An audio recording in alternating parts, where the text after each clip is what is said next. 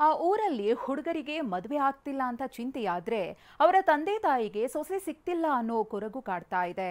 ಆ ಯುವಕರ ಕಂಕಣ ಭಾಗ್ಯಕ್ಕೆ ಊರಿನ ರಸ್ತೆಗಳು ಸಮಸ್ಯೆಗಳೇ ಮುಳುವಾಗಿವೆ. ಅಷ್ಟಕ್ಕೂ ಯಾವುದಾ ಊರು ಅಂತೀರಾ? ಈ ಸ್ಟೋರಿ ನೋಡಿ.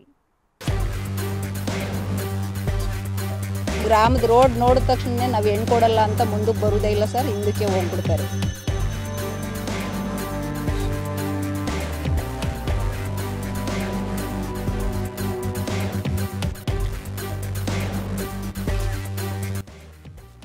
ವಯಸ್ಸಿಗೆ ಬಂದ ಹುಡುಗರಿಗೆ ಮದುವೆ ಆಗ್ತಿಲ್ಲ. ಹುಡುಗರನ್ನ ನೋಡಿ ಮದುವೆಗೆ ಓಕೆ ಅಂತಾರೆ, ಆದ್ರೆ ಮದುವೆ ಆಗ್ತಿಲ್ಲ. ಗ್ರಾಮದ 50ಕ್ಕೂ ಹೆಚ್ಚು ಯುವಕರಿಗೆ ವಿವಾಹ ಭಾಗ್ಯ ಇಲ್ಲದಂತಾಗಿದೆ. ಅದಕ್ಕೆ ಕಾರಣ ಈ ರಸ್ತೆ.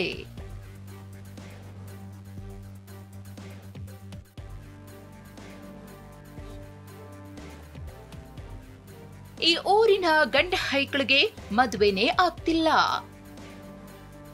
ಊರ ರಸ್ತೆ ಅಧ್ವಾನ, 50 ಹುಡುಗರ ಮದುವೆ ಕ್ಯಾನ್ಸಲ್.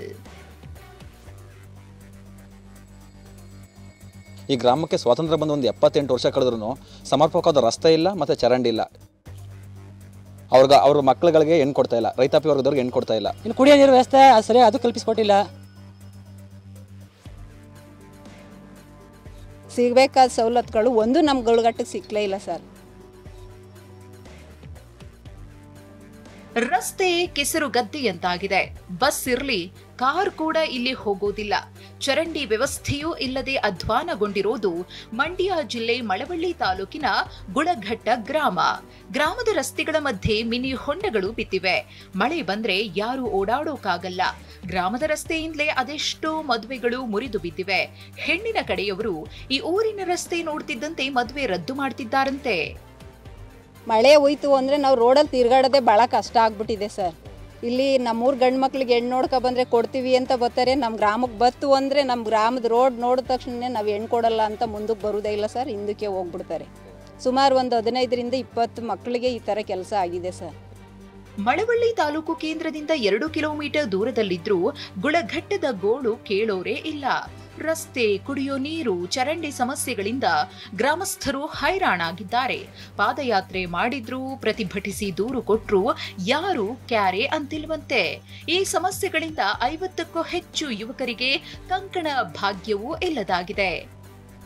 ಫಸ್ಟ್ ಒಂದ್ಸರಿ ಪ್ರೆಸ್ ಮೀಟ್ ಮಾಡಿದ್ವಿ, ಜನಪ್ರತಿನಿಧಿಗಳ ಗಮನಕ್ಕೆ ತಂದ್ವಿ, ಏನು ಪ್ರಯೋಜನ ಆಗಲಿಲ್ಲ. ಮತ್ತೆ ಊರಿನಿಂದ ಸುಮಾರು ಒಂದು 200 ಜನ ಎತ್ತಿನ ಗಾಡಿಯಲ್ಲಿ ಊರಿಂದ ಕಾಲ್ನಡಿಗೆ ಜಾಥಾ ಹೋದ್ವಿ ತಾಲೂಕು ಕಚೇರಿಗೆ, ತಾಲೂಕು ಆಫೀಸ್ಗೆ ಹೋಗಿ ಅಲ್ಲಿ ಕೂತು ಪ್ರತಿಭಟನೆ ಮಾಡಿ ನಮ್ಮ ಸಮಸ್ಯೆಗಳು ಈಡೇರೋವರೆಗೂ ನಾವು ಇಲ್ಲಿಂದ ಎದ್ದೋಗಲ್ಲ ಅಂತಂದಾಗ, ಮತ್ತೆ ನಿಮ್ಮೂರಿಗೆ ಎಲ್ಲ ಕೆಲಸಗಳನ್ನೂ ಕ್ರಿಯಾಯೋಜನೆ ಪಟ್ಟಿ ಸೇರಿಸಿದ್ದೀವಿ, ಹಣ ಬಂದ ತಕ್ಷಣ ಮಾಡ್ತೀವಿ ಅಂತಂದರು. ಆದರೆ ಇದುವರೆಗೂ ಯಾರೂ ಬಂದೂ ಇಲ್ಲ, ಮಾಡೂ ಇಲ್ಲ.